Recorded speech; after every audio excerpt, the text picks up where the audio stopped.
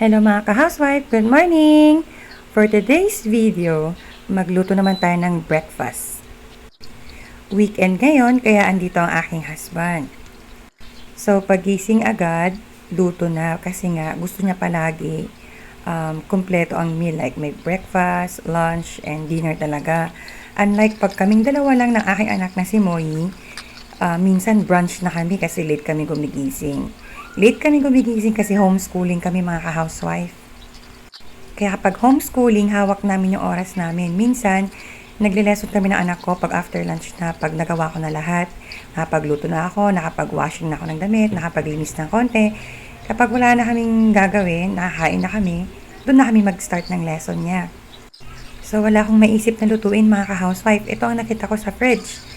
Mga talong. So, sabi ko, prituhin ko na lang to. Ayan, madali lang naman gawin ito. Prito-prito lang, tapos okay na. Buti na lang mga ka-housewife, meron pala kaming ulam kagabi na tira. So, pwede ko rin iinit na idagdag na pang-agahan namin for today. Actually, hindi kami mapili sa pagkain. Anything, okay kami. Wag lang yung exotic naman. So, iniisip ko this time kung ano pang pwedeng idagdag ko dito. So, sabi ko, magprito kaya ako ng itlog. Kaya yan, nag-try akong magluto ng sunny side up. Pero actually, mga ka-housewife, honestly, ito ang kahinaan ko. Hindi ako magaling magluto or magprito ng sunny side up, mga ka-housewife.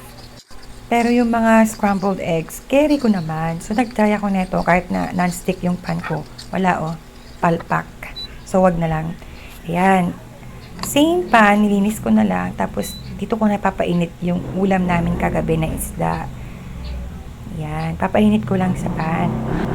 Sabi ng husband ko, matabang daw yung lasa niya kagabi. So, ngayon, dadagdagan ko na lang siya ng patis para magkalasa. Tapos, natuyo na kasi siya eh. So, dadagdagan ko siya ng vinegar and a little bit of water. So, yan, papakuluan lang natin siya hanggang sa naluto na siya eh. Papahinit ko na lang. Di ba? Ang gulo.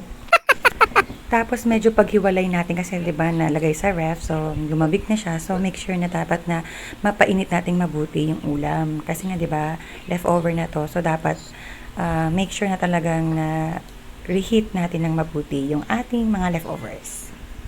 Tapos, this time, sabi ko sa husband ko, patulong naman ako maghiwa ng mga kamatis para sa aming sausawan or side dish para sa aming talong. Kasi masarap kasi tong talong pag merong sausawan na bagoong, kalamansi, and kamatis na may sibuyas, or sometimes pwede din yung soy sauce.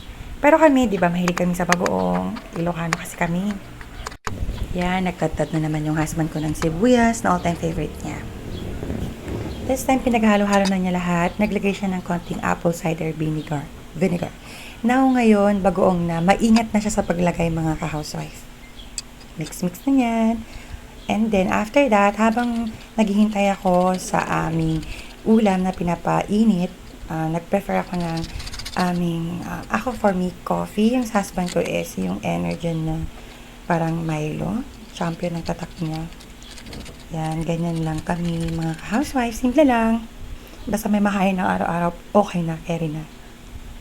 Yan. So, I hope mga ka-housewife, you enjoy your weekend. Kami, favorite namin ang weekend kasi andito ang aming daddy. So, thank you for watching. Happy weekend mga housewife. Like and follow and share my video. Thank you. Bye!